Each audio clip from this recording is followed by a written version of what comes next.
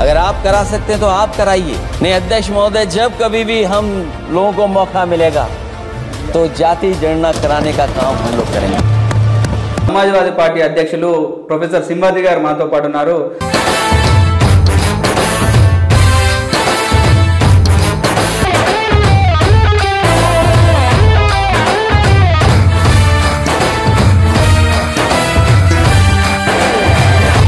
నమస్తే, welcome to Yadav vision. నేను మీ అక్క మహేష్ యాదవ్.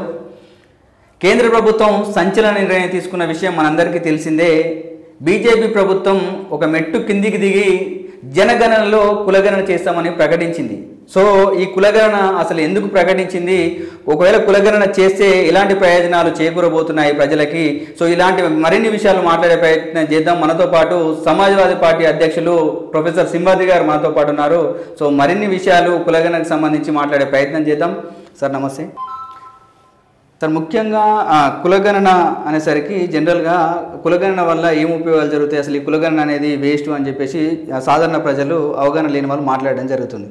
కానీ రాష్ట్రంలో స్టేట్ గవర్నమెంట్ కులగణన చేసింది, కేంద్ర ప్రభుత్వం కూడా ఇవాళ కులగణన చేస్తాము, జనగణనలో కులగణన అంటే ప్రతి 10 సంవత్సరాలకు ఒకసారి కులగణన చేసే అవకాశాలు కనిపిస్తున్నాయి. సో ఈ కులగణన వల్ల ఎలాంటి ఉపయోగాలు రాబోతున్నాయి అసలు? అంటే భారత సమాజం బేసిక్గా కులం కేంద్రంగా నిర్మితమైన సమాజం. కులాలలో కొన్ని కులాలు వనరుల పట్ల పట్టున్న కులాలు ఈ వచ్చిన మోడర్నైజేషన్లో డెవలప్మెంట్లో భాగంగా బాగా ఎదిగి వ్యవస్థలలో వాళ్ళ నాయకత్వం వహిస్తున్న స్థితి ఉన్నది. చాలా కులాలు ఆ స్థాయిని అందుకోలేక వాళ్ళు వెనుకబడతానికి గురవుతున్న స్థితి ఉన్నది. కాబట్టి కులాన్ని పరిశీలించకుండా, వాటి సామాజిక స్థితిని చర్చించకుండా, దాని వెనుకబాటుతనమే కావచ్చు, పేదరికమే కావచ్చు, ఎడ్యుకేషన్ బ్యాక్వర్డ్నెస్ కావచ్చు, నిరుద్యోగ సమస్య కావచ్చు, లేకపోతే వృత్తిపరమైన మోడర్నైజేషనే కావచ్చు, వస్తున్న మార్పులకు అనుకూలంగా ఈ కులాలు కూడా అందుకొని అందులో భాగస్వామ్యం కావాలంటే కులాల పట్ల ఒక స్పష్టమైన అవగాహన ప్రభుత్వానికి ముఖ్యంగా ఉండాలి, అదేవిధంగా ప్రజానికానికి కూడా ముఖ్యంగా ఉండాలి. ఓకే, రాజ్యాంగము స్పష్టంగా చెప్పింది, ఒక సమానత్వం వైపు ఈ దేశాన్ని నడిపిస్తూ జాతిని నిర్మిస్తామని చెప్పడం జరిగింది. అంటే మరి సమానత్వం వైపు పోతున్నప్పుడు ఉన్న అసమానతలు ఏంటివి అనేది ముందు గుర్తించాల్సిన అవసరం ప్రభుత్వానికి ఉన్నది. ఓకే, ప్రభుత్వం ఆ గణన చేసినప్పుడు మాత్రమే, కులగణన చేసినప్పుడు మాత్రమే ఏ కులాలు ఏ స్థాయిలో ఉన్నాయి, వాటిలో ఉన్న వెనుకబాటుతనే నిరక్షరాస్యత కావచ్చు, లేకపోతే పేదరికమే కావచ్చు, అభివృద్ధి కావచ్చు, ఏ స్థాయిలో ఉన్నది తెలుసుకోవాల్సిన అవసరం ప్రభుత్వానికి ఉన్నది. ఆ డేటా ఆధారిత పాలసీ మేకింగ్ అనేది కూడా ప్రభుత్వం చేయాల్సిన అవసరం ఉన్నది. ప్లానింగ్ కమిషను, ప్రభుత్వ ఆలోచన విధానం మొత్తం. ఎందుకంటే ఒక ఈక్వాలిటీ అనే లక్ష్యంలో భాగంగా దేశాన్ని నిర్మిస్తున్నాం కాబట్టి, అభివృద్ధిని తీసుకుపోతున్నాం కాబట్టి, వాటిని పూర్తిగా అవగాహన చేసుకొని వాటికి అనుకూలమైన పథకాలు, ప్రాజెక్ట్స్, ప్రోగ్రామ్స్, ప్రచారాలు ప్రభుత్వం టేకప్ చేసినప్పుడు మాత్రమే ఒక సమానత్వం వైపు పోయే అవకాశం ఉంటుంది.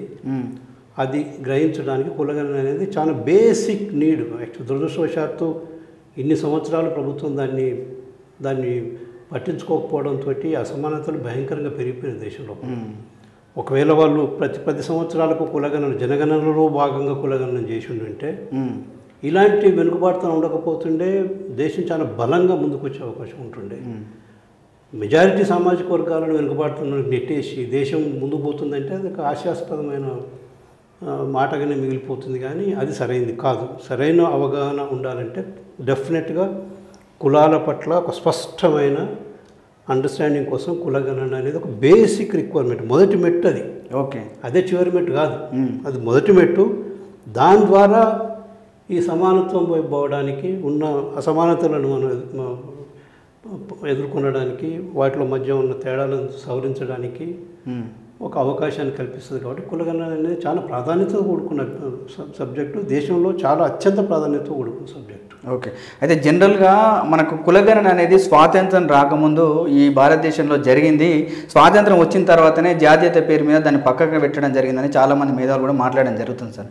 అసలు కులగణన ఈ దేశంలో ఎప్పటి నుంచి ఎప్పటి వరకు జరిగింది సార్? యాక్చువల్గా కులాల మీద చర్చ అనేది బ్రిటిష్ టైంలో 1850s నుంచే బ్రిటిష్ సివిల్ సర్వెంట్స్ వాళ్ళు ఎగ్జామిన్ చేస్తూ వచ్చిండ్రు వాళ్ళు. ఓకే. ఎక్కడ చూసినా కానీ వాళ్ళకు ఎదిగిన 1-2 సామాజిక వర్గాలే ద్వారానే వ్యవస్థను చూస్తున్న స్థితి ఉన్నది. అది సరైంది కాదు. కాబట్టి మనం అన్ని ఎక్కువ సామాజిక వర్గాలను ఈ అభివృద్ధిలో పాలనలో తీసుకురావడం అవసరం ఉందన్న ఉద్దేశంతో ఆ రోజు వాళ్ళు ఈ కులగణన అనే కార్యక్రమాన్ని టేకప్ చేశారు. 1871లో బిగిన్ చేసినారు. 1872లో ఫస్ట్ సెన్సస్ను ఈ దేశం ముందుంచారు. తర్వాత 1881 నుంచి రెగ్యులర్గా 1941 వరకు జరిగింది. కానీ 1941 సెకండ్ వరల్డ్ వార్ ఉండడంతో 1931 డేటాను మాత్రమే వాళ్ళు ఫైనలైజ్ చేయగలిగినారు, పబ్లిష్ చేయగలిగినారు, ప్రజలకు అందుబాటులో ఉంచారు. తర్వాత వచ్చిన డేటాను వాళ్ళు ఇన్పుటింగ్ లేక అది డేటా టేబుల్స్ ఫైనలైజ్ చేయక 41 డేటా మనకు అందుబాటులో లేకుండా పోయింది. 1951లో భారత ప్రభుత్వం స్వాతంత్రం వచ్చిన తర్వాత దురదృష్టవశాత్తు వాళ్ళు కులగణనను పక్కకు పెట్టినారు. అంటే ఎందుకు పెట్టి ఉండొచ్చు సార్? అంటే జనరల్గా అంటే వాళ్ళ ఆర్గ్యుమెంట్ ఏంటంటే ఒక సైంటిఫిక్ టెంపరు, కుల రహిత సమాజం వైపు పోవడానికి మనం ఒక మోడర్నైజేషన్ పద్ధతిని ఎన్నుకుంటున్నాం కాబట్టి ఈ ఈక్వాలిటీ, కాన్స్టిట్యూషనల్ ఈక్వాలిటీలో భాగంగా కులం లేకుండా అనే ఒక పైకి చెప్పింది కానీ అది సరైంది కాదు. అది వాళ్ళు దానికి అవగాహన రాహిత్యం అన్నా లేకపోతే కొన్ని కులాల ఇంట్రెస్ట్ని కాపాడడానికి కోసం ఆ ప్రయత్నం చేసినరా పెద్ద తప్పు అయితే చేసింది భారత ప్రభుత్వం. 1950స్లోనే ఆ తప్పు చేసింది. రాజ్యాంగం చెప్పింది ఎస్సీ ఎస్టీ ఓబీసీ అని చెప్పింది. మరి ఎస్సీ ఎస్టీ ఓబీసీలు ఎవరు, వాళ్ళ స్థితిగతులు ఏంటిది, వాళ్ళకి ఏం చేయాలని ఒక ప్రాథమిక అవగాహన ప్రభుత్వానికి ఉండాల్సిన అవసరం ఉంది. దాని గురించి కులగణన చేయాల్సిన అవసరం ఉండే. ఓకే. కానీ ఎందుకు ఆ తప్పు అడుగు వేసిందో ప్రభుత్వం, ఆ తప్పు అడుగు వేయడంతో ఈరోజు పెద్ద ఎత్తున చాలా సామాజిక వర్గాలు అధికారానికి దూరంగా ఉండడం, అవకాశాలకు దూరంగా ఉండడం, అభివృద్ధికి అంచులకు నెట్టివేయబడడం, వాళ్ళు సెకండ్ క్లాస్ సిటిజన్స్ మిగిలిపోవడం, మెజారిటీ సామాజిక వర్గాలు సెకండ్ క్లాస్ సిటిజన్స్ మిగిలిపోవడం అనేది జరిగింది. అయితే 50లో రాజ్యాంగం ఏర్పడిన క్రమం లోపల all India backward class federation ఒకటి ఏర్పాటై all India backward classes federation రాజ్యాంగంలో ఇచ్చిన సంక్షేమ రిజర్వేషన్ పద్ధతి దాన్ని ముందుకు తీసుకుపోవడానికి ఈ కులాలను క్యాంపెయిన్, వీళ్ళ కులాల గణన జరగాలనే క్యాంపెయిన్ అప్పట్లో బ్రహ్మప్రకాష్ యాదవ్ గారు, చౌదరి బ్రహ్మప్రకాష్ యాదవ్ గారు ఢిల్లీ చీఫ్ మినిస్టర్గా ఉండే, తర్వాత అతను all India backward classes commission, all India backward class federation ప్రెసిడెంట్గా ఉండి దేశంలో క్యాంపెయిన్ చేయడం జరిగింది. ఓకే. దాని తర్వాత ఫస్ట్ బ్యాక్వర్డ్ క్లాసెస్ కమిషన్ రావడం 1953లో 55లో రిపోర్ట్ ఇచ్చారు. కానీ వాళ్ళు పార్లమెంట్ రిజెక్ట్ చేయడంతో ఆ first backward classes commission implement చేయలేదు. తర్వాత సోషలిస్టులు, ప్రధానంగా సోషలిస్టులు, కుల సంఘాలు కూడా ఇప్పుడు ఆ రోజుల్లో యాదవులు, కుర్మీలు, కోయిరీలు వాళ్ళు పెద్ద ఎత్తున దేశం లోపల ఒక క్యాంపెయిన్, వాళ్ళంతా కలిసి ఒక గ్రూప్ ఏర్పడి కూడా ఉద్యమం చేసిరు అని చెప్పేసి వాళ్ళంతా అక్కడ బ్రాహ్మణాధిపత్యాన్ని వీళ్ళకు కూడా మాకు కూడా అవకాశాలు రావాలనే దాంట్లో భాగంగా మేము కూడా స్వతంత్రంలో మాకు కూడా సమానత్వం, ఒక రాజ్యాంగం ఇచ్చిన సమానత్వం రావాలి, అన్ని రంగాల్లో మాకు కూడా అవకాశాలు ఇవ్వాలనే దృక్పథంలో భాగంగా ఆ రోజు ఆల్ ఇండియా యాదవ్ మహాసభ ఒక చాలా చక్కటి స్లోగన్ ఇచ్చింది. స్లోగన్ ఏంటంటే పిచ్చడోంకు జగావ్ దేశ్కు బచావ్, పిచ్చడోంకు జగావ్ దేశ్కు బచావ్ అనేది ఎంత గొప్ప స్లోగను. అంటే వెనుకబడ్డోళ్ళని మేల్కొల్పండి. ఓకే. వెనుకబడ్డోళ్ళని మేల్కొల్పండి, దేశాన్ని రక్షించండి. ఆ పని చేయలేదు ఈ మెయిన్ స్ట్రీమ్ పొలిటికల్ పార్టీలో భాగంగా. అందుకనే దేశం వెనుకబడిపోయింది, అందుకనే దేశాన్ని రక్షించుకోలేకుండా పోయినాం. కాబట్టి అప్పటి నుంచి ఆ నినాదం సోషలిస్టులు పెద్ద ఎత్తున దేశంలో తీసుకున్నారు. ముఖ్యంగా 1960స్లో లోహియా గారి నాయకత్వంలో, డాక్టర్ రామ్మనోహర్ లోహియా గారి నాయకత్వంలో సమాజ్వాదీ సోషలిస్ట్ ఆయన పిచ్డే పావే సౌమ్య సాట్ అనే ఒక స్లోగన్ తీసుకొచ్చాడు. వెనుకబడ్డోళ్లకు 100లో 60 అనే ఒక స్లోగన్. అది అధికార స్థానాల్లో 100లో 60, కింది స్థానాలనే కాదు, అంటే పవర్లో షేర్ ఉండాలనే స్లోగన్. అది ఆ రోజు బీహార్లో బలమైన నాయకుడు కర్పూరి ఠాకూర్ గారు ఉండేది. కర్పూరి ఠాకూర్ గారు బీహార్ 1957లోనే ఈ స్లోగన్ చుట్టూ క్యాంపెయిన్ చేయడం, అదేవిధంగా రామ్మనోహర్ లోహియా గారు అది సోషలిస్ట్ పార్టీ నినాదంగా మార్చడం, దాని తర్వాత బిపి మండల్ గారు లాంటి వ్యక్తులు 1968 ముఖ్యమంత్రులు కావడం. సో ఒక సామాజిక న్యాయానికి పుట్టినిల్లు అని అంటే బీహారు అనేది మనకు స్పష్టంగా కనిపిస్తున్న స్థితి. అదేవిధంగా యూపీ లోపల కూడా సామాజిక న్యాయం కేంద్రంగా పెద్ద ఎత్తున ఉద్యమాలు వచ్చిన స్థితి ఉన్నది. సో సోషలిస్టుల ప్రోద్బలంతో, ప్రమేయంతో, వాళ్ళ ఒత్తిడితోటే ఆనాడు జనతా పార్టీ కూడా వాళ్ళ మేనిఫెస్టోలో వాళ్ళు చేర్చిండ్రు. మేము first backward classes commission implement చేస్తామని చెప్పి 1977లో వాళ్ళు పవర్కి వచ్చారు. చేస్తామని చెప్పిన వాళ్ళు గెలిచిన తర్వాత మొరార్జీ దేశాయ్ గారు వారు కాంగ్రెస్ నుంచి రావడం జరిగింది, ప్రధానమంత్రి అయ్యిండు జనతా పార్టీ నుండి. ఇది చాలా 20 ఏళ్ళు అయింది కదా, ఇది మళ్ళీ సెకండ్ కమిషన్ వేద్దాము, సెకండ్ రిపోర్ట్ వచ్చిన తర్వాత మనం ఈ రిజర్వేషన్ అంశాన్ని మనం ఇంప్లిమెంట్ చేద్దామని చెప్పి ఆయన కొంత దారి మళ్లించినట్టు అయిపోయింది అది.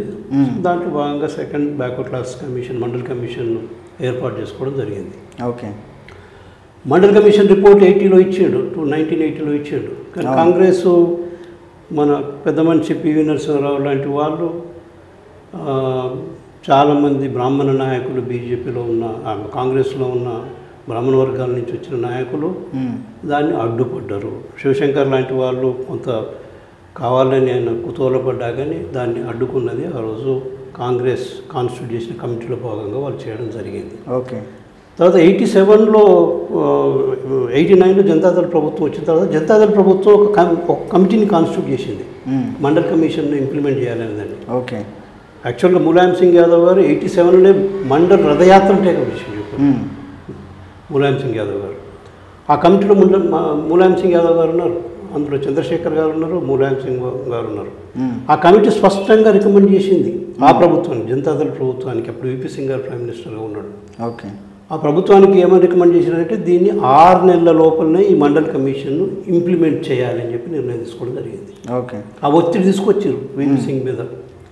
చివరికి దేవిలాల్ కొంత తిరుగుబాటు చేయడంతో ఆయన వేరే ఇండిపెండెంట్గా వెళ్ళడానికి ప్రయత్నం చేసినప్పుడు అప్పుడు విపి సింగ్ గారు ఈ మండల్ కమిషన్ ఇంప్లిమెంటేషన్ మీద శరద్ యాదవ్ గారిని పిలిపించుకొని మనం దీన్ని ఇంప్లిమెంట్ చేద్దాం 15th ఆగస్టు అని చెప్పి చెప్పడం జరుగుతుంది. ఆయన అంటాడు నథింగ్ డూయింగ్, నువ్వు ఇమీడియట్గా నువ్వు ఇంప్లిమెంట్ చేస్తేనే నేను దేవిలాల్ వైపు పోకుండా నేను ఉంటాను, మండల్ కమిషన్ గురించి మేము పనిచేయడానికి సిద్ధంగా ఉన్నాం. అందువల్ల ఆగస్టు 7th నాడు మాత్రం విపి సింగ్ గారు మండల్ కమిషన్ రిపోర్ట్ను మేము అమలు చేస్తున్నాము, యాక్సెప్ట్ చేస్తున్నాము, అందులోనూ ఒక రికమెండేషన్ అమలు చేస్తున్నాం చెప్పడం జరిగింది.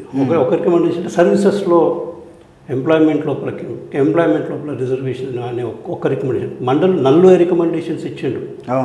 40 రికమెండేషన్స్లో ఒక్క రికమెండేషన్ మాత్రమే అతను ఇంప్లిమెంట్ చేసిండు. కానీ అక్కడున్న గొప్పతనం ఏంటంటే ఆ రోజు వరకు ఓబీసీలు అనేవాళ్ళు ఈ దేశంలో ప్రభుత్వం దృష్టిలో లేరు. మనం ఉన్నా కానీ మనం లేని కింద లెక్క చేసేసి అంటే 50% జనాభాను వాళ్ళు గుర్తించని స్థితిలో ప్రభుత్వాలు వ్యవహరించిన 1992 వరకు. 1990లో అనౌన్స్ చేసినప్పటికీ కూడా వీళ్ళకు సుప్రీంకోర్టులో గెలిచిన తర్వాతనే వాళ్ళకు గుర్తింపు వచ్చింది, ఓబీసీ గుర్తింపు. దాని ద్వారా గవర్నమెంట్ సర్వీసెస్ లోపల ఎంప్లాయ్మెంట్ లోపల రావడం జరిగింది. అయితే అక్కడ ఆ రోజు కాంచీరామ్ గారు ప్రెషరైజ్ చేసిండ్రు గవర్నమెంట్ని, పాశ్వాన్ గారు ప్రెషరైజ్ చేసిండ్రు, లాలూ ప్రసాద్ యాదవ్ గారు ప్రెషరైజ్ చేసిండ్రు, ములాయం సింగ్ యాదవ్ గారు చేసిండ్రు, శరద్ యాదవ్ గారు చేసిండ్రు. వీళ్ళంతా సోషలిస్ట్ ఫ్రేమ్వర్క్లో, డెమోక్రాటిక్ సోషలిజంలో భాగంగా వచ్చిన ఐడియాలజికల్ ఫ్రేమ్ నుంచి వచ్చిన నాయకులు. ఓకే. వాళ్ళ ప్రెషర్లో భాగంగా ఆ రోజు విపి సింగ్ గారు కూడా యాక్సెప్ట్ చేయడం, దాన్ని ప్రథమంగా దాన్ని వ్యతిరేకించింది ఆ రోజు బీజేపీ ప్రభుత్వం. ఎల్కే అద్వానీ గారి బీజేపీ నాయకత్వం, ఎల్కే అద్వానీ గారు ఆ ప్రభుత్వంలో ఉన్నారు. వాళ్ళు వ్యతిరేకించారు, దీన్ని ఆపండి, 3 రోజులు ఆపండి, 4 రోజులు ఆపండి, మేము ఆలోచన చెప్తామనంటే వీళ్ళు ఒప్పుకోలేదు. లేదు 7th నాడు మేము ఇంప్లిమెంట్ చేస్తామనంటే వాళ్ళు అప్పటిగా దీని ప్రభుత్వానికి మనం సపోర్ట్ చేయకూడదని చెప్పి మండల్ రథయాత్ర, రథయాత్ర రామజన్మభూమి రథయాత్రను తీసుకొచ్చి పెట్టిండ్రు వాళ్ళు. ఆ రథయాత్ర గుజరాత్లో పోతున్నప్పుడు గుజరాత్లో దానికి మేనేజ్మెంటు, దాని సూపర్విజన్, దాని డైరెక్షన్ ఎవరయ్యా అంటే మన మోడీ గారే, మన ఈరోజు ప్రధానమంత్రి మోడీ గారు అద్వానీ గారితో కలిసి వాళ్ళు మండల్ వ్యతిరేక కమండల రామజన్మభూమి రథయాత్రను తీసుకొచ్చిన పరిస్థితి ఉంది. అయినప్పటికీ చివరికి ఆయనను ములాయం సింగ్ యాదవ్ అరెస్ట్ చేస్తా, ఒకవేళ యూపీకి వస్తే ఆయన ఛాలెంజ్ చేస్తే ఆయన బీహార్ ఎంటర్ కాగానే లాలూ ప్రసాద్ అతన్ని అరెస్ట్ చేయడం జరిగింది. దాంతో ప్రభుత్వాన్ని సపోర్ట్ మద్దతును విత్డ్రా చేసుకున్నారు. ప్రభుత్వం కూలిపోయింది.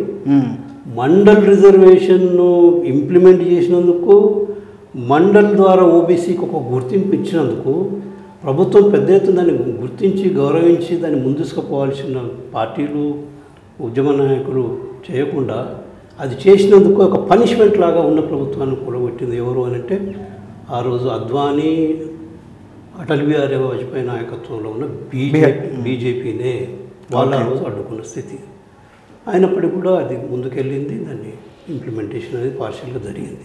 జనరల్గా రిజర్వేషన్లకు తర్వాత ఈ కులాలకు కులగణనకు బీజేపీ బద్ద వ్యతిరేకంగా ఉన్న బీజేపీ ఈరోజు ఎందుకు కులగణన చేయాలనుకుంటుంది సార్? యాక్చువల్గా కులగణన అనేది పెద్ద ఎత్తున ఇన్స్టిట్యూషన్సే ప్రెషరైజ్ చేసినాయి. ప్లానింగ్ కమిషన్ అరే ఇలా ఏ స్కిల్స్ ఉన్నాయి, ఎలాంటి బ్యాక్వర్డ్నెస్ ఉంది, ఎలాంటి నిరక్షరాస్యత ఉంది, ఎలాంటి పథకాలు చేయాలంటే మాకు ఒక డేటాబేస్ కావాలి కులాల కేంద్రంగా అని చెప్పి ప్లానింగ్ కమిషన్ డిమాండ్ చేసింది.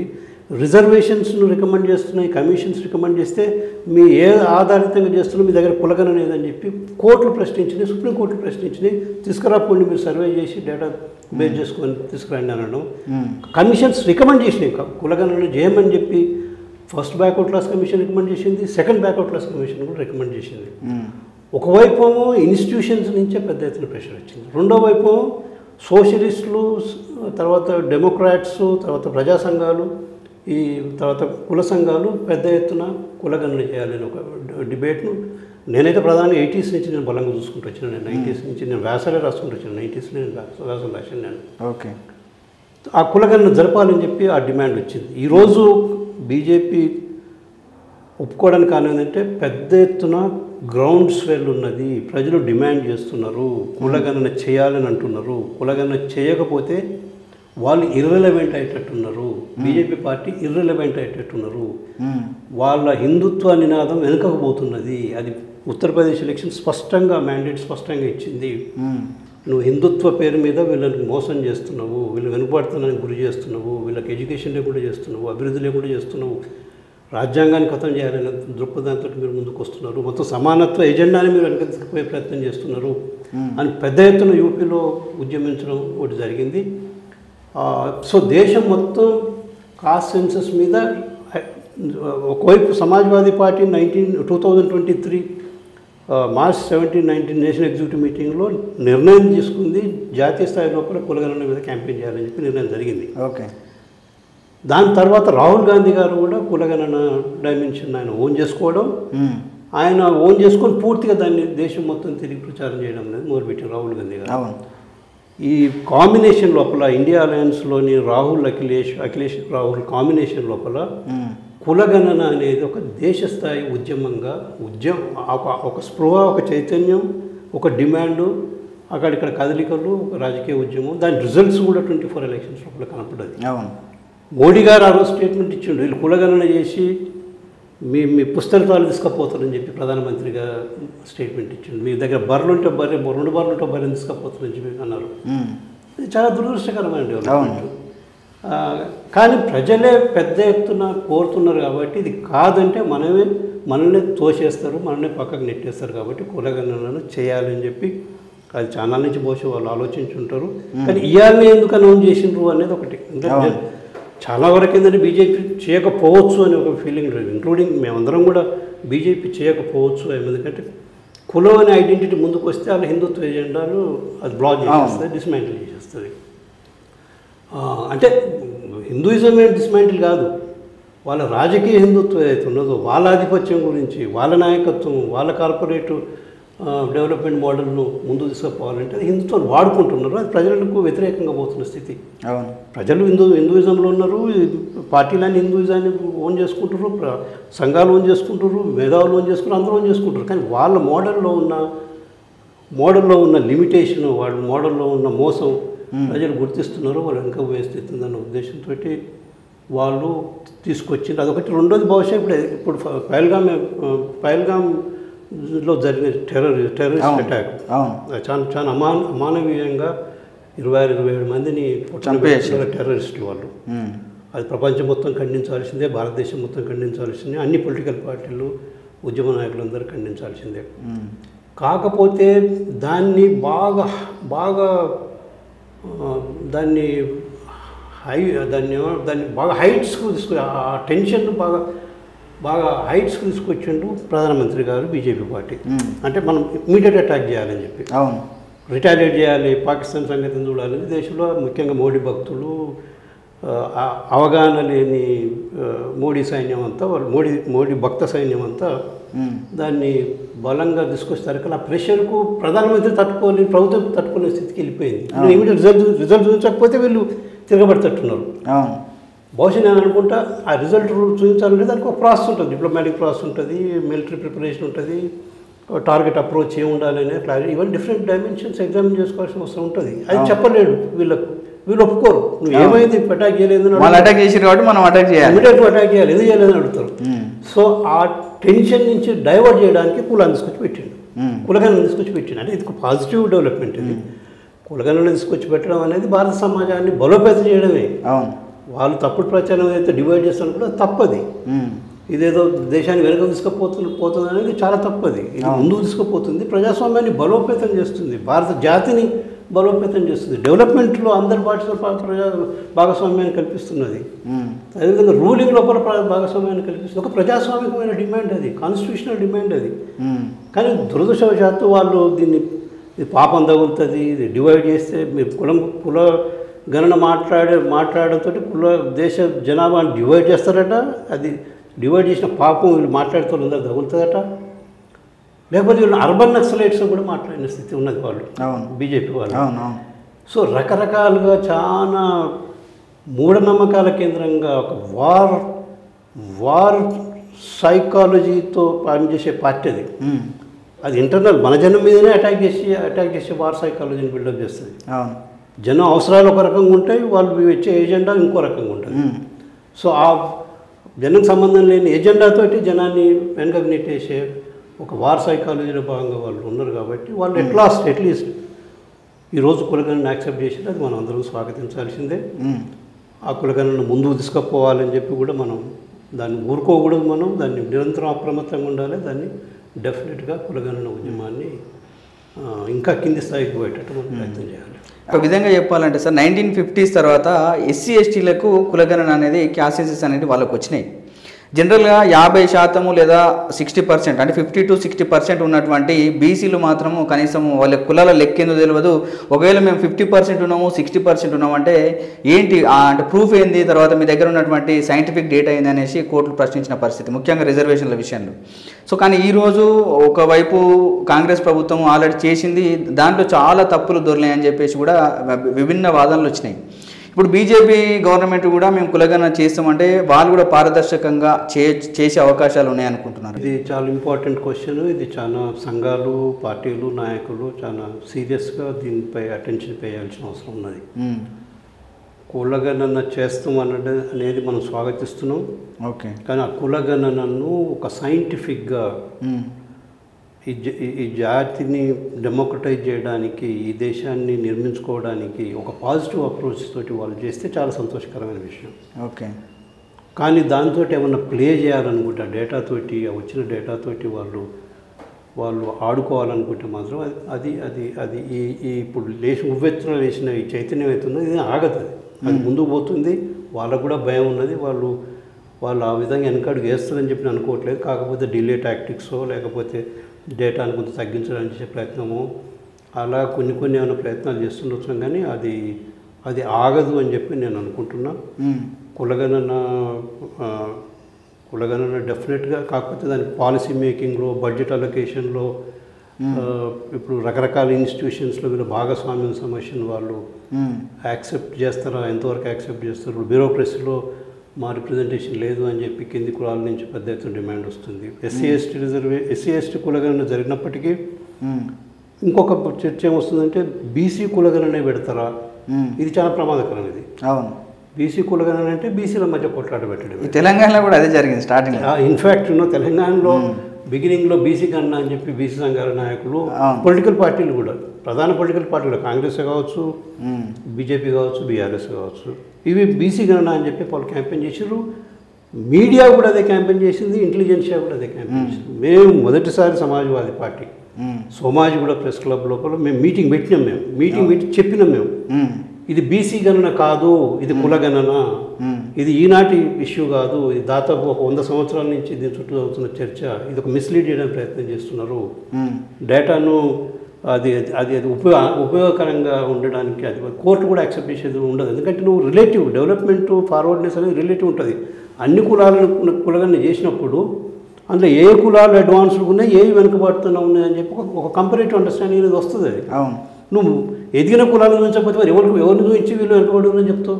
అంటే వీళ్ళ మధ్యనే వీళ్ళు ముందున్నాడు, వెనుకబడ్డ వాళ్ళ మధ్యనే ఇంకా వెనుకబడి ముందున్నాడు, ఇంకోటి ఇంకా బాగా వెనుకబడి అని చెప్పి ఇలా పంచాయతీ పెట్టడానికి. కాబట్టి అది ఆ ప్రయత్నం ఏమైనా జరుగుతుందా అని ఒక అనుమానం అవుతున్నది. ఎందుకనంటే బీజేపీ పార్టీ 2019 ఎలక్షన్స్ కంటే ముందు 2018 లోపల డిఫెన్స్ మినిస్టర్ రాజ్నాథ్ సింగ్ గారు ఒక స్టేట్మెంట్ ఇస్తారు, మేము బీసీ గణన చేస్తామని చెప్పి స్టేట్మెంట్ ఇచ్చాడు. 90లో గెలిచిన తర్వాత మేము కులగణన చేయమని అన్నారు. సుప్రీంకోర్టు అడిగింది మీ స్టాండ్ ఏందో ఇవ్వండి. మహారాష్ట్ర కేసు లోపల వాళ్ళు స్టాండ్ అడిగితే మేము కులగణన చేయము, ఇది చాలా ఇంపాసిబుల్, ఇది చేయరాదు, ఇది మంతూరి కాదు అది అని పాత స్పెల్లింగ్ తప్పులు ఉన్నా కానీ కులం కింద వాళ్ళు కన్సిడర్ చేసుకుంటూ 46 లక్షల కులాలను ఒక తప్పుడు ప్రచారం చేసింది. 46 లక్షల కులాలు ఎక్కడ ఉంటుంది దేశంలో? అక్కడ ఐ పడే దగ్గర వై పడుతుంది ఒక కులం, వై పడితే ఒక కులం అవుతుంది, ఐ పడితే ఇంకో కులం అవుతుంది, ఏ పడితే ఒక కులం అవుతుంది, ఈ పడితే ఒక కులం అవుతుంది. తప్పించుకోవడం కోసం దాన్ని కనుమరుగు చేయడానికి పబ్లిక్ స్పేస్లో కులం మీద చర్చ జరగకూడదు, కులాల పరంగా వచ్చే బ్యాక్వర్డ్నెస్ మీద చర్చ జరగకూడదు. ఎందుకంటే వీళ్ళు మోసపూరిత ఎజెండాలు చూస్తారు. ఒకడు జాతీయవాదం అంటాడు, ఒకడు హిందుత్వం అంటాడు, ఒకడు ప్రాంతీయవాదం అంటాడు. అరే ఇవన్నీ ఉన్నప్పటికీ వీటికంటే బలంగా ఉన్నది సామాజిక వర్గాల స్థితిగతులు, కులాల స్థితిగతులు, వాళ్ళు ఎదుగుదల వెనుకబాటుతనం అనేది వాటి అసెస్ చేయకుండా, వాళ్ళ దగ్గర ఏం స్కిల్స్ ఉన్నాయో కూడా తెలుసుకోకుండా, వాళ్ళ దగ్గర వృత్తులు ఎట్టున్నాయో, వృత్తుల మోడర్నైజేషన్లో ప్రభుత్వం ప్లే చేసిన రోల్ ఏంటిది అని ఉందా, లేకపోతే ఆ వృత్తులు ఇంకా వేరే వాళ్ళు వచ్చి కబ్జా చేసి వాళ్ళు ప్రభుత్వ వ్యవస్థలు వాడుకొని వాళ్ళు ముందుకు వెళ్ళిపోతున్నారు. ఇవన్నీ ఎగ్జామిన్ చేయాల్సిన అవసరం ఉంది కదా. ఇవన్నీ ఎగ్జామిన్ చేయకుండా దేశం 5 ట్రిలియన్ ఎకానమీ, విశ్వగురు, ఇవన్నీ ఎవరిని తప్పుదారి పట్టించే భాషలు ఇవన్నీ. భయంకరంగా పేదరికము బ్యాక్వర్డ్నెస్ ఈ దేశంలో ఉంటే విపరీతమైన దరిద్ర జీవితానికి రేషన్ బియ్యంతో బతుకుతున్న జీవితాలు ఉంటే, ఇండ్లు లేని జీవితాలు గడుపుతుంటే, రేకుల కింద ఉంటున్న స్థితి ఉంటే, రకరకాల సమస్యలతో ఉన్న ఈ దేశం. నువ్వు ఎగ్జామిన్ చేయడానికి కూడా సిద్ధపడతలేవు, డేటాను బయట తీసుకురావడానికి సిద్ధపడతలేవు, డేటాను చర్చించడానికి సిద్ధపడతలేవు. ఇది బాధ్యతారహితమైన పద్ధతిలో ప్రభుత్వం వ్యవహరించడం వల్లనే ఈ దేశం ఈరోజు వెనుకబడినట్టు మనకు స్పష్టంగా కనపడుతుంది. ఈ కులగణన అనేది చాలా ప్రధానమైన ఎజెండా. అది కులాల మధ్య స్నేహాన్ని పెంచుతుంది. అది డివిజన్ అనేది తప్పది. ఎదిగిన కులాల కూడా వాళ్ళకు కూడా అనిపిస్తుంది కదా, అరే నిజంగానే వాళ్ళు చాలా పేదరికంలో ఉన్నారు, వాళ్ళకి జరగాలి. ఆ డేటా వాళ్ళకి ఊహించినప్పుడు అరే మీ దాంట్లో పీజీ వాళ్ళు ఉన్నారు, ప్రొఫెషనల్స్ ఉన్నారు, మా దాంట్లో ప్రైమరీ స్కూల్ వాళ్ళు కూడా లేరా, హై స్కూల్ వాళ్ళు కూడా లేరా అంటే వాళ్ళకి అనిపిస్తుంది అరే ఇంత వెనుకబాటుతనం ఉంటే మనం వాళ్ళ లోపల కూడా మానవీయత ఉంటుంది కదా, మానవీయంగా వాళ్ళు వివరించలేరు కదా. వాళ్ళకు కూడా కన్విన్స్ చేస్తుంది. మనం కులాలను మనం శత్రువులు చూడడం అనేది సరైనది కాదు. కాకపోతే అవగాహన లోపల వేరియేషన్స్ ఉండొచ్చు, వాటిని సరి చేసుకోవాల్సిన అవసరం ఉన్నది, అందరిని కలుపుకొని తీసుకోవాల్సిన అవసరం ఉంది. ఈరోజు పర్ఫెక్ట్ బీజేపీ కేంద్ర ప్రభుత్వం నిర్ణయం తీసుకోవడంతో దేశం మొత్తం కులాల మీద ఒక ప్రధానమైన చర్చగా, ఒక కేంద్రంగా ఈరోజు దేశం ఇది నిజమైన ఎజెండా దేశం ముందుకు వచ్చింది. దీన్ని డిస్టర్బ్ చేయడానికి కొంతమంది బాగా డిస్టర్బ్ అవుతున్నారు. ఒక ఆర్గ్యుమెంట్ ఏముందంటే బీజేపీలో 2 భాగాలు అయిపోతున్నది. అది ఒక వర్గం వ్యతిరేకిస్తుంది, ఇంకో వర్గం సపోర్ట్ చేస్తుంది. అది అవసరం లేదు. అది 2 భాగాలుగా అవ్వాల్సిన అవసరం లేదు. అది అందరూ దాన్ని ఓన్ చేసుకోవాలి, ఒక మానవీయ కోణం నుంచి చూడాలి. మనకు ఒక రాజ్యాంగం ఉంది, అది ఒక బాధ్యత ఉంది, రాజ్యాంగ బాధ్యత ఉన్నది, రాజ్యాంగ పాలన చేయాలి. అది కింద ఉన్న వర్గాలు కూడా ప్రశ్నించాల్సిన అవసరం ఉన్నది. ఇవన్నీ మనం ఎగ్జామిన్ చేయకుండా దేశ అభివృద్ధి ఎట్లయితుంది, ముందుకెట్లా పోతుంది, ప్రపంచంలో మనం ఒక గౌరవనీయ స్థానం ఎట్లా పొందగలుగుతాం, మన జనం కూడా గౌరవంగా బతకాలి కదా. కాబట్టి వీటన్నిటి కేంద్రంగా ఈరోజు కులగణన అనేది చాలా కీలకమైన ఎజెండాలాగా మనం చూడాల్సిన అవసరం. అయితే ఇంకో కోణం ఏముందంటే సార్, జనరల్గా బీహార్ ఎన్నికలు త్వరలో రాబోతున్నాయి కాబట్టి దాని ఎజెండా పేరు మీదనే ఇవాళ కులగణన ప్రకటించింది. ఎందుకంటే బీహార్లో ఆల్రెడీ కులగణన చేసిరు. బీహార్ తేజస్వి యాదవ్ కావచ్చు, నితీష్ కుమార్ వీళ్ళ పట్టుదలతోటి వాళ్ళు బీహార్లో దీన్ని కులగణన చేయడము, తర్వాత రిజర్వేషన్లు పెంచడము, తర్వాత రకరకాల సంక్షేమ పథకాలు తీసుకురావడం ఇదంతా జరిగింది. సో దాని బేస్ మీదనే ఇప్పుడు బీహార్లోకి వెళ్ళాలన్నా, ఉత్తరప్రదేశ్లోకి వెళ్ళాలన్నా కులగణన అనేది కంపల్సరీ కాబట్టి ఆ ఎన్నికలను దృష్టిలో పెట్టుకునే ఇవాళ కులగణన బీజేపీ అనేది ఒక తెర మీద తీసుకొచ్చింది అనేసి రకరకాల భిన్న వాదనలు వినిపిస్తున్నాయి. సో దీన్ని ఎట్లా చూడొచ్చు మనం? అంటే మీరు రైజ్ చేసినది అది సరైన క్వశ్చన్ అది. ఎందుకంటే దురదృష్టవశాత్తు బీజేపీకి వాటికి రెండు ఇంట్రెస్ట్లు. ఒకటి కార్పొరేట్ ఇంట్రెస్ట్, కార్పొరేట్ ఫోర్సెస్ బలోపేతం చేయడం ఇంట్రెస్ట్. ఓకే. రెండవది ఏదైనా పద్ధతి కానీ అధికారాన్ని చేపట్టడం అనేది ఉండదు. అధికారము, కార్పొరేట్ వ్యాపారము, ఈ రెండింటి కేంద్రంగా దేశం మీద కబ్జా చేయడం, దేశం మీద పెత్తనం చేయడం, మిగిలిన డిస్టార్ట్ చేయడం, మీడియాను ఉపయోగించుకోవడం, వాళ్ళు అనుకున్న విధంగా దేశాన్ని మలచే ప్రయత్నం ఒకటి చేస్తారు. అది గమనిస్తున్నారు, జనం గమనిస్తారు కాబట్టి. అయితే అది ఎప్పుడు ఈ ఎజెండా ఒకవేళ కావాలంటే ముందు గెలిచి రావాలి కదా. ఈవీఎంలు ఎంతవరకు మేనేజ్ చేయగలుగుతారు, కొంతవరకు చేసుకుంటే అవకాశం ఉందో తెలియదు. కానీ ఈవీఎంల ద్వారా గెలుస్తాం అనేది అది తప్పు అనేది ప్రూవ్ అయిపోయింది మన ఎలక్షన్స్ లోపల. వాళ్ళు 400 తెచ్చుకుందాం అనుకున్నారు ఈవీఎం మేనేజ్మెంట్ తోటి. వాళ్ళు 180, 240 రావడానికి చాలా కష్టాలు పడాల్సి వస్తుంది. ఈరోజు బీహార్ ఎలక్షన్ జరుగుతున్నాయి కాబట్టి బీహార్ ఎలక్షన్స్ అంతకుముందు తేజస్వి ఆర్జేడీ జేడీయూ ప్రభుత్వంలో భాగంగా తేజస్వి యాదవ్ డిప్యూటీ సీఎంగా ఉన్నప్పుడు వాళ్ళు కాంగ్రెస్ కానీ గఠబంధన్లో భాగంగా కులగణన మీద పెద్ద ఎత్తున ప్రెషర్ తీసుకొచ్చారు నితీష్ కుమార్ మీద. అప్పుడు నితీష్ కుమార్ దాన్ని కాదని లేని స్థితి ఉంది కాబట్టి కులగణన చేయడం జరిగింది. అప్పుడు బీజేపీ వాళ్ళు కూడా సహకరించారు, వాళ్ళు కూడా ఒప్పుకున్నారు. అందరు కలిసి పీఎం దగ్గర పోయి రిప్రజెంటేషన్ కూడా ఇచ్చుకున్నాడు. సో బీహార్ అనేది అది ఒక సోషల్ జస్టిస్ హబ్ లాంటిది. అదొక సోషల్ జస్టిస్ ఒక గుండెకాయ లాంటిది. ఓకే. అదేవిధంగా యూపీ కూడా సోషల్ జస్టిస్కు గుండెకాయ లాంటిది. రేపు సెప్టెంబర్, నవంబర్ ఆ ప్రాంతం లోపల బీహార్ ఎలక్షన్స్ ఉండొచ్చు. ఆడ గెలవాలంటే దీన్ని నువ్వు ఓన్ చేసుకోకపోతే జనం గుర్తిస్తున్నారు కాబట్టి ఒక ప్రమాదం ఉంది. ఆ ప్రమాదం నుంచి బయటికి రావడానికి కులగణన అవసరం. ఆ ప్రెషర్, ఆ ఒత్తిడి బీజేపీ మీద ఉన్నది. అది డెఫినెట్గా పనిచేసి ఉంటుంది. ఒక ఫ్యాక్టర్. రెండో ఫ్యాక్టర్ ఏంటిది, మళ్ళీ 1.5 year లోపల యూపీ ఎలక్షన్స్ రాబోతున్నాయి. యూపీ మననే వాళ్ళని ఓడించింది. వాళ్ళు 80 గెలుస్తామని చెప్పి వాళ్ళు మాట్లాడారు. 80 కాదు, మీరు మైనార్టీకి వెళ్ళిపోతారని చెప్పి యూపీ ప్రూవ్ చేసింది. అక్కడ చైతన్యం బాగా అడ్వాన్స్ అయింది. అక్కడ సమాజ్వాదీ పార్టీ రూపంలో చైతన్యం అడ్వాన్స్ అయింది, బీఎస్పీ రూపంలో చైతన్యం అడ్వాన్స్ అయింది. అక్కడ చిన్న కులాలు కూడా పార్టీల రూపం లోపల ఈ వాటి రిక్వైర్డ్ స్పేస్ గురించి వాళ్ళు కొట్లాడుతున్న స్థితి ఉన్నది. చిన్న కులాలతోటి బీజేపీ ఒక అలయన్స్లో ఉన్నది. వాళ్ళు నిలబెట్టుకోవాలంటే కూడా వాళ్ళ డిమాండ్ తోటి ఉన్నది. వాళ్ళు ఆడ బీజేపీతో ఉన్నాయి కానీ కులగణన ఏమని అడుగుతున్నారు, వాళ్ళు రిజర్వేషన్స్ పెంచమని అడుగుతున్నారు వాళ్ళు. ఓకే. సో అన్ని వ్యవస్థల లోపల స్థానం కావాలని చెప్పి అడుగుతున్నారు వాళ్ళు. ఓకే. కాబట్టి వాళ్ళని కన్విన్స్ చేసుకోవాలి. యూపీనే కాదు, మళ్ళీ రేపు భారతదేశం కూడా వస్తున్నది. భారతదేశం వచ్చినప్పుడు తమిళనాడులో అడుగుపెట్టలేరు వాళ్ళు. తెలంగాణలో ఆల్రెడీ పెద్ద ఎత్తున చర్చ అడ్వాన్స్ అయిపోతుంది. దేశం లోపల డిఫరెంట్ లొకేషన్స్లో అవుతుంది. కాబట్టి కులగణన అనేది ఇక తప్పించుకునే స్థితి లేదు వాళ్ళకి. ఓకే. అనివార్యత ఏర్పడ్డది. యాక్సెప్ట్ చేయాల్సింది. సంతోషం ఇది, యాక్సెప్ట్ చేసినారు. వాళ్ళు ఎంత వ్యతిరేకించినా దాన్ని అడ్డుకోవడానికి ప్రయత్నం చేసినా చివరికి యాక్సెప్ట్ చేసినారు. ఇది ఒక పాజిటివ్ స్టెప్ లాగా మనం చూడాల్సిన అవసరం ఉంది. ఇది ఇంకా అడ్వాన్స్ చేసుకుంటూ సోషల్ జస్టిస్, సామాజిక న్యాయ రాష్ట్రాన్ని ఏ విధంగా, సామాజిక న్యాయ రాజ్యాన్ని ఏ విధంగా స్థాపించాలి, రాజ్యాంగపరమైన రాజ్యాన్ని ఏ విధంగా సృష్టించుకోవాలనే దాని మీద బహుశా ఈ పోరాట శక్తులు మొత్తం మళ్ళీ రీఆర్గనైజ్ అయ్యి కొంత ఎజెండాను ముందు తీసుకొని పోతే సోషల్ జస్టిస్ స్టేట్ను ఏర్పాటు చేసుకోవడానికి కొంత అవకాశం ఉంటుంది. సార్, జనరల్గా ఫైనల్గా ప్రజలు జనరల్ ఏంటంటే కులగణన చేయాలంటే ఇవాళ కారు ఉందా అంటే మా కారు మీకేం అవసరం, లేకపోతే బైక్ ఉందా అంటే మా బైక్ మీకేం అవసరం, పొలం ఎంత ఉందంటే వాళ్ళు జనరల్ ఏమైనా జరుగుతుందేమో, మా దగ్గర ఏమైనా గుంజుకుంటారేమో అని చెప్పేసి కులగణనలో అంటే సరైన ఎవిడెన్స్ వాళ్ళు ఇవ్వడానికి భయపడతారు. సో ప్రజలకు అంటే ఒక కులగణన విషయంలో మీరు ఎలాంటి మెసేజ్ ఇస్తారు? యాక్చువల్గా దానికి ఒక నేపథ్యం ఉన్నది. అలాంటి తప్పుడు ఆలోచనలకు రావడానికి ముఖ్యంగా ఈ రాష్ట్రంలో ఉన్న బీఆర్ఎస్ పార్టీ బాధ్యులు, దేశంలో ఉన్న బీజేపీ బాధ్యులు. ఓకే. బీజేపీ బీఆర్ఎస్ ఒక నెగటివ్ క్యాంపెయిన్ చేసింది. ఇది మీ ఆస్తులను గుంజుకుంటుంది, మీ రేషన్ కార్డులను గుంజుకుంటున్నది, మీకు అవకాశాలను దెబ్బతీస్తుంది అని ఒక తప్పుడు ప్రచారం చేసి కూర్చున్నారు. అది కాదు, అది తప్పది. ఎవరు అట్లా గుంజుకోరు. ఎట్లా గుంజుకున్న ప్రభుత్వం నిలబడుతుందా? మరి నిలబడదు, కూలిపోతుంది ఎట్లాగది. కాబట్టి ఈరోజు కాంగ్రెస్ కూడా for a very long time అది కులగణను వ్యతిరేకించింది. అది అవును.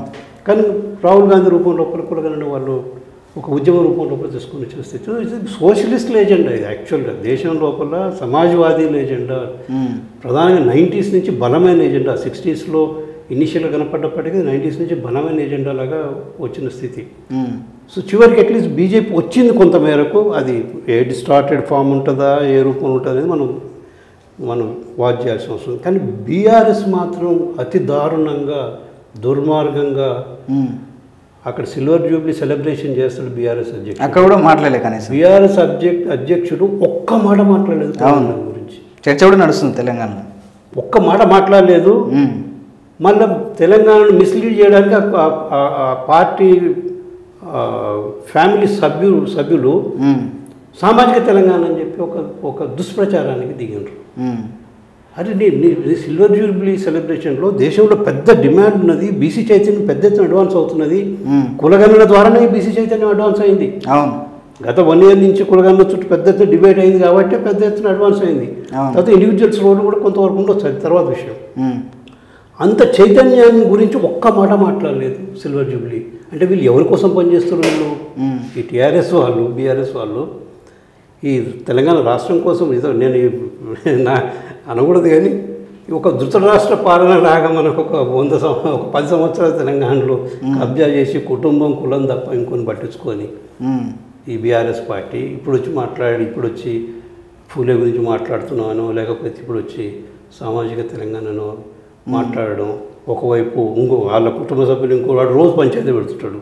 అక్కిలేని ఎజెండా పంచాయతీలు అన్నీ ఉంటాయి అక్కడ, ప్రజలకు సంబంధం లేని. వాళ్ళే బీసీల గురించి మాట్లాడతారు, వాళ్ళే బీసీ స్పోక్స్ పర్సన్ లాగా, బీసీ రథసారథుల్లాగా, ఉద్యమ నాయకుల్లాగా మాట్లాడతారు. బీసీలను వెనకకు నిలిచిన వాళ్ళే వాళ్ళు.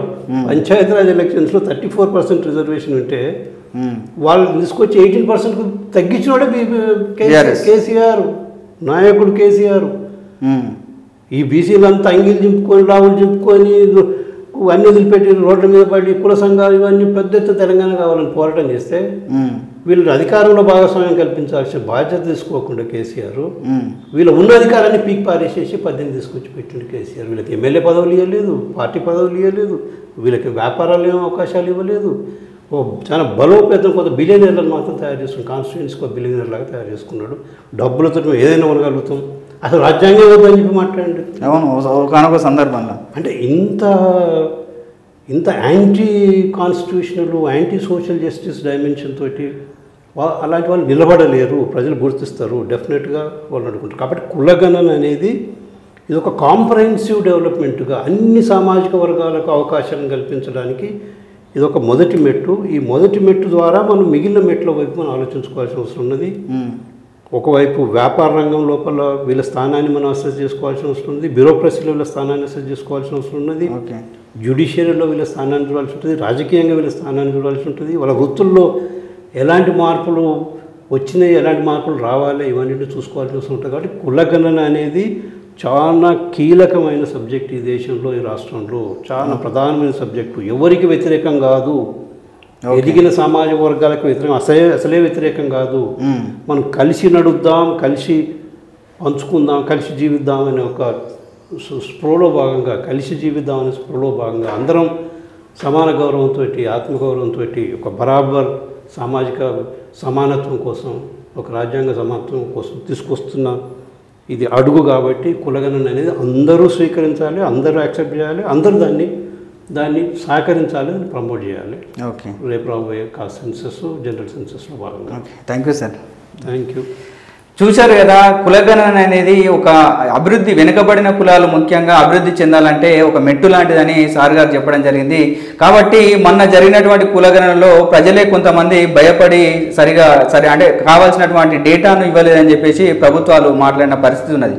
ఇప్పటికైనా కులగణన మీద ప్రజలంతా కూడా అవగాహన తెచ్చుకొని ముందు జరగబోయే కులగణనలో కూడా ఖచ్చితంగా సైంటిఫిక్ డేటాను ఇవ్వవలసిందిగా ఈ సందర్భంగా తెలియజేస్తూ, కాబట్టి ఇలాంటి మరిన్ని విషయాలతో మేము ముందుకు వచ్చే ప్రయత్నం చేశాను. కాబట్టి చూస్తూనే ఉండండి యాదవ్ విజన్ ఛానల్. మా యొక్క ఛానల్ని లైక్ చేయండి, షేర్ చేయండి, సబ్స్క్రైబ్ చేయండి. ధన్యవాదాలు.